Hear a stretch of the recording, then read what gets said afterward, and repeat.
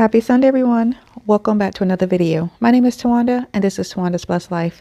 And on my channel, I do decorating on a budget, DIYs, and hauls with a sprinkle of migraine enlightenment.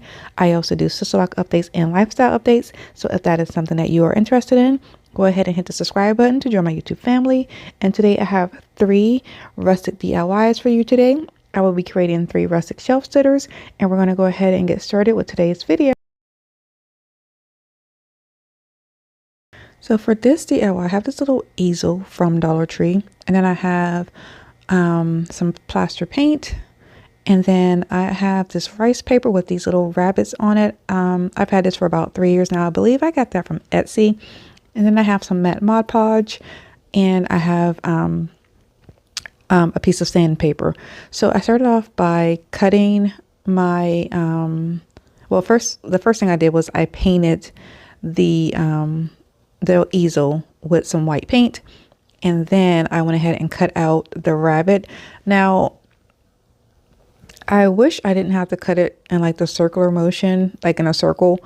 I kind of wish I would have been able to cut it in like a little square, but that was, by the time I decided to cut it, it was too late. But nonetheless, I still love the way that it turned out. So I'm going to go ahead and attach my my rice paper cutout to my easel here, and I'm going to take my thumb and I'm going to and my nail, and I'm just going to press down in the little edges or those little creases so that it looks even, so it doesn't look like the picture is just sitting on top of the easel. And then I took my blow dryer and I dried it, and then I also went back and gave it a second coat of Mod Podge. And then now, once I had that complete, and I'm going to go back and start to use my sandpaper, I'm going to sand off all of the edges, and I'm going to start to distress the easel. And that is going to be it for this DIY. You have to let me know what you think. I absolutely loved the way that these turned out, and I cannot wait to use these in my living room.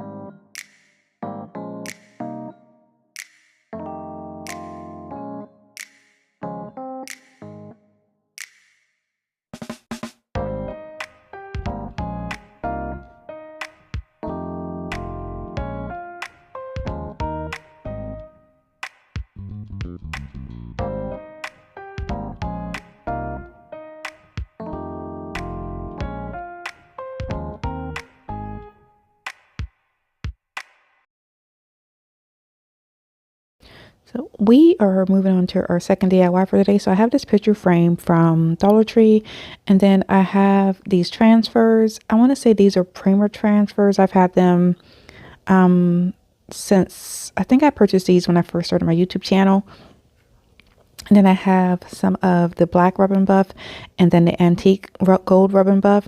So I'm going to start off by adding some of the antique gold rub and buff onto my frame, and then I'm going to go over it on top of it with some of the black, just so that I'm just trying to show you all the difference here, or what the two golds look like, because I kind of just felt like the original frame was really pretty, but it was still missing something. So I went ahead and started to add the antique gold rub and buff and the black rub and buff, and I thought that it gave it just a touch that I needed, or that it needed. And so once I had that done, I originally I was going to use the top transfer, but then I decided I was just going to go ahead and just use the single bunny. And so I am going to go ahead and start to transfer that onto the board. It's like a chalkboard that came with the picture frame. I went ahead and painted it with the white paint, and then I'm going to go ahead and start to transfer it. And I will say, I don't know if it's because the transfers are old.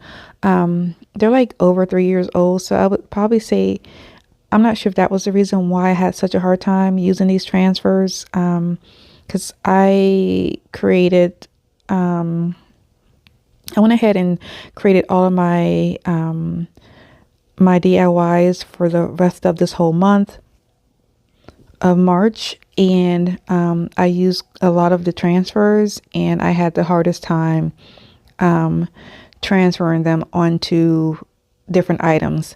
So It took me, and I didn't leave it in here, but it probably took me a good 15-20 minutes to get this transferred.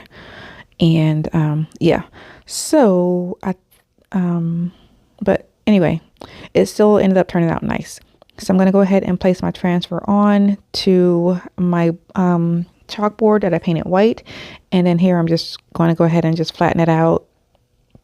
And I tried many different things to see if I can get it to transfer. And like I said, it just took forever. And I had lots of difficulties trying to get it off. So this is what it looked like. And then I went ahead and varnished it. And then I went back and took some of that sandpaper and started to sand the areas down where I had a couple of the imperfections. And then I just went ahead and just used the sandpaper all over the picture. And I'm going to go ahead and place it back in the frame. And that is going to be it for this DIY.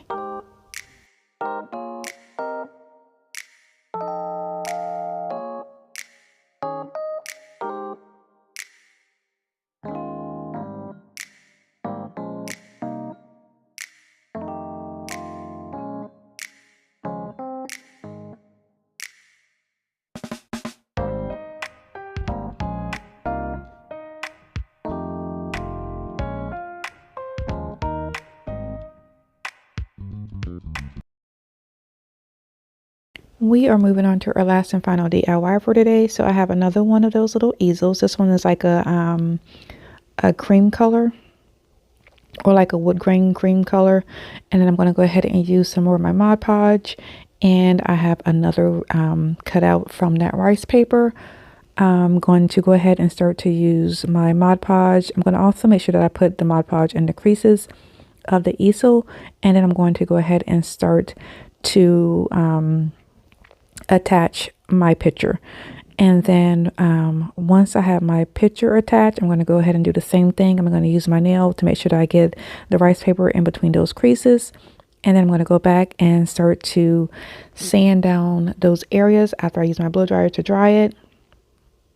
And I will go back and give this a second coat also. And then I'm going to go back and start to distress it. And then I am going to go over it with some of the Waverly Antique Wax.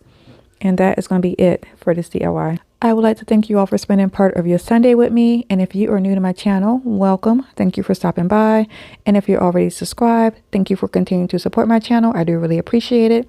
And like I always say, be nicer, be kinder. God will love you for it. And I hope you have a blessed day. And I will see you on Wednesday. Goodbye.